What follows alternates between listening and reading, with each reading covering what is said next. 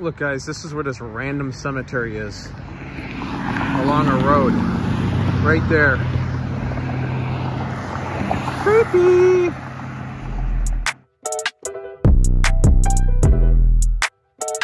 Back in that bag again. Whoa, whoa, yeah, yeah. Hey. Guys, it's Max. So what we are gonna be doing is, well, first off, subscribe to the channel. I mean, why would you not? But the first thing we're gonna be doing is we are doing this Halloween October cemetery series, all on the Rebel 1100. First stop is a cemetery that is actually hidden in the woods. There's really no parking lot. There's really no direct way with a car to it. It's kind of weird, and it's buried in a forest, and it's been there for over, I don't know, years. We're gonna go check it out. We're gonna get on the Rebel 1100. There's been a lot of ghost stories that have been told. There's been photos of ghosts people have taken pictures of.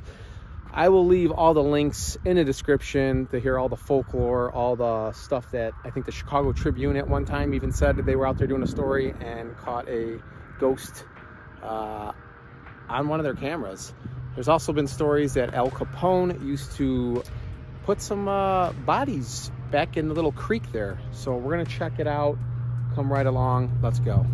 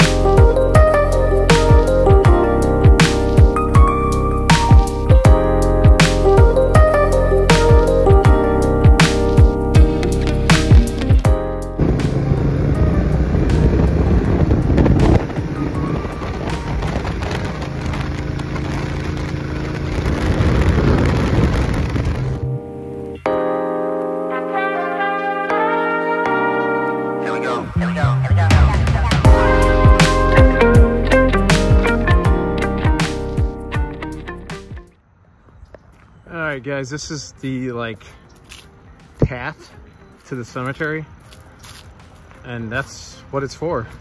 It's not a trail, although it looks like a trail, but it's literally the entrance to a cemetery buried in a forest. Why?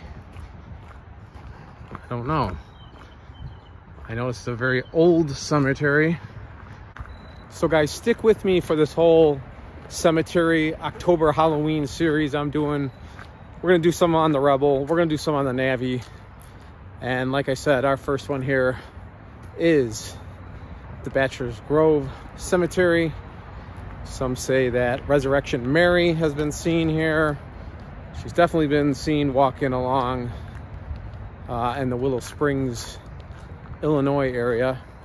And then we're gonna go to different spots throughout Illinois. We're gonna go see Al Capone's grave. We're gonna maybe do John Dillinger's.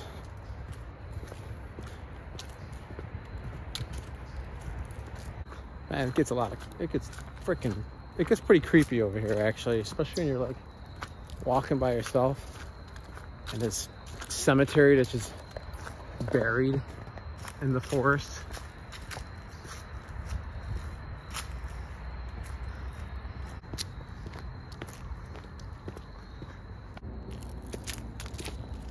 And this is how it looks, guys, as you make your way to the entrance. Chain link fence surrounds it. You kind of got to be it's kind of one of those, if you know, you know where it's at. There's no signs saying that there's a cemetery over here off the street. Looks like some people left some pumpkins. Looks like somebody's having a seance here. A lot of people knocked over some of the stones, which is pretty sad. You can see 1852, 1929. This stone looks a little bit newer. Some of them are so old that the writing was imprinted into the stone. I'll show you some. Not like that, or actually a machine cut it into it. It's actually like chiseled into the, and you can barely read it now from the weathering. I'm sure this said something at one time. Along with this one that's knocked over. You know, you get dumbass kids that come out here and think they're funny doing that. 1911, this person passed away. 1920, you heard like the weirdest sounds too, by the way. Some of the burial spots are not accounted for, and if you go online you can see they've got like some of the people, they know who they were. A lot they don't. They were never marked, or they weren't marked properly.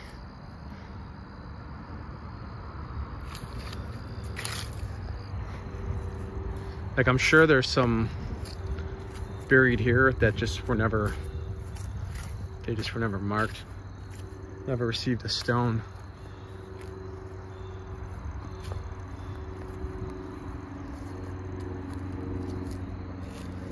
So along with Mr. Deck, who passed away, the White Sox also passed away this year as the worst team in baseball. Good job, guys. And yes, I'm a White Sox fan. Here's something creepy.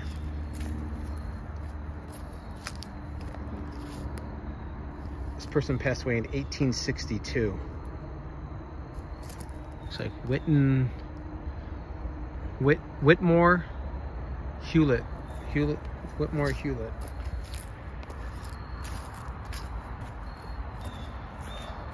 Supposedly there's a creek right here that runs past here, and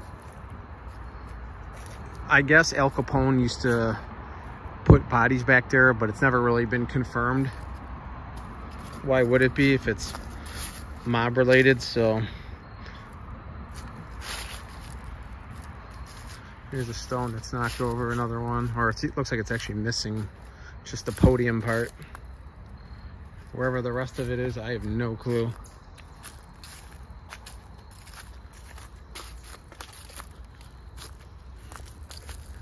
See, I'm sure these were obviously stones here.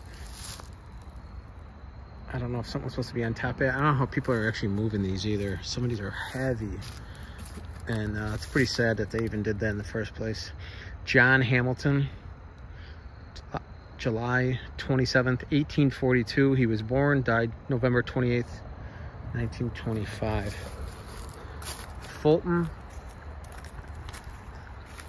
Fulton's must have had some money. Creepiest sounds come from there. It's not even like squirrels. It sounds like actual people walking.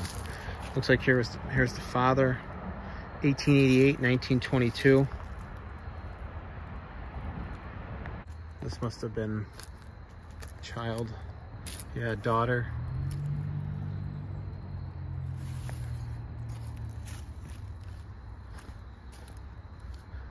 But it's a small cemetery. I mean, you can see it's not large at all. All right, let me show you, because I don't even think I've ever been over to this creek, really. I just kind of glanced over at it. Yeah, there's the water. That's water, believe it or not. That green sludge, that's water. All mossed up and everything.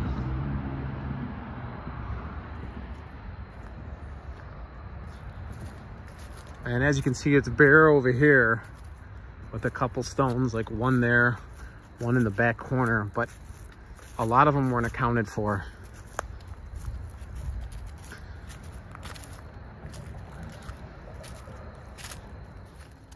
So supposedly the Tribune was doing a article out here years ago.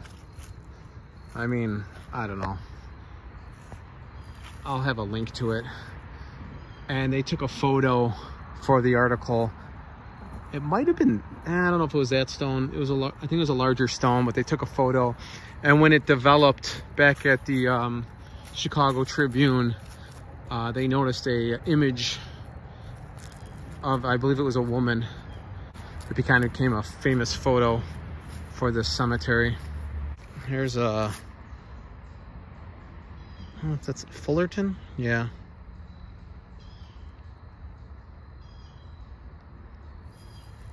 Right by a tree stump that was cut down, I guess. I wonder if that's actually the proper location too. Just because it's next to this tree and the way it's sitting. Here's another knocked over one. Foskett. Alva. 1871, died 1960. Caroline S, 1880, 1934. There's some random stone. I don't even know if there's names on this one. No, I don't see anything. Which makes me believe that maybe there was another stone on top of this. You got these up here on the fence line. I don't know if more of the family was buried here. Here's another one. Kind of interested to see what's back over there. Those two random ones. Look at, you even got like, you know, people were buried here. Look at this, all sinking in here. That's creepy as hell. All right, let's go see what we got. There's, looks like a random one over here too. Supposedly there's another random little path, like a man-made path that goes back to a underground tunnel, which I'm not gonna check out. I don't know what the tunnel, there's some history behind that tunnel. We won't get into that, but Newman. I don't even know who takes care of the grounds. Somebody has to. I would imagine, because the grass is somewhat cut. But it just, so many people just, you know, kind of wreck it. And there's nobody really here to kind of keep an eye on it, so. And this fence here just stays open 24/7. It's not like they lock it up at night. So the name Bachelors Grove, really nobody knows where the name came from. It was just kind of given to this cemetery as its name. There was a family named the Bachelors who lived nearby. So I'm guessing they lived in maybe a home over here back in the 1800s, and they're assuming maybe they just took the name, you know, part of the name, part of their last name to name this cemetery. But nobody really knows. A lot of immigrants, Irish, Scottish, German, came in from this area, and this is, a lot of them passed away here, and this is where they're buried. But yeah, guys, this is the cemetery I wanted to show you. Bachelors Grove. The vandalized Bachelors Grove. And you know, it started getting vandalized, you know, in like the late 70s, early 80s, because it was a place for teenagers to hang out, because it's kind of, you know, it's buried in a, well, no pun intended. It's buried in the middle of a forest. So it was, you know, an ideal spot for teenagers to come, drink, party, hang out. And just, you know, with all that, people were vandalizing it. But guys, the reason why I really wanted to show you this place is not just because, you know, one cool thing, yeah, it is in a forest. Another cool thing is how old the cemetery is, how small it is. But what it's known for, it's paranormal activity. And go check the link in my description. I'll have a couple sites you could check out where ghost hunters have come here and, you know, heard, saw many different things, along with the Chicago Tribune when they were out here. I've never personally witnessed or saw anything. I have taken photos here. You do hear weird things, and you could say, well, yeah, you're in a forest, you're going to, but you almost feel like there is a presence. It's kind of creepy, especially when you walk along there. That's where you kind of like, you hear like footsteps. And so I guess that other path I was talking about starts right there and overgrown, and then it goes back into some type of like bunker underground tunnel thing. I'm not going back there because I don't feel like it. And just because it rained the other day, it's all muddy and overgrown, and I'm not going back there. But yeah, guys, pretty crazy, huh? How this path just leads, ends, goes to a cemetery. There's another weird sound. And then you just follow this for about a quarter of a mile maybe until you get let out into a random street. And like I said, there is no signs, there's nothing stating where this is at. You kind of just got to know. People just knew. They just knew how to get back here. They knew where to go. They'd actually drive their cars up here, park, hang out.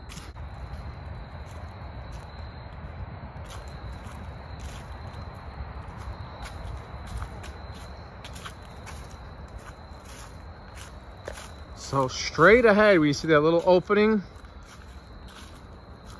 That's literally where it ends, is where I have the Honda Rebel 1100.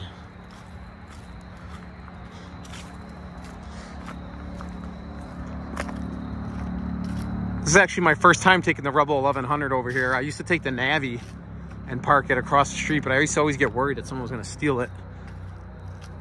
So guys, that's the video. Give it a thumbs up.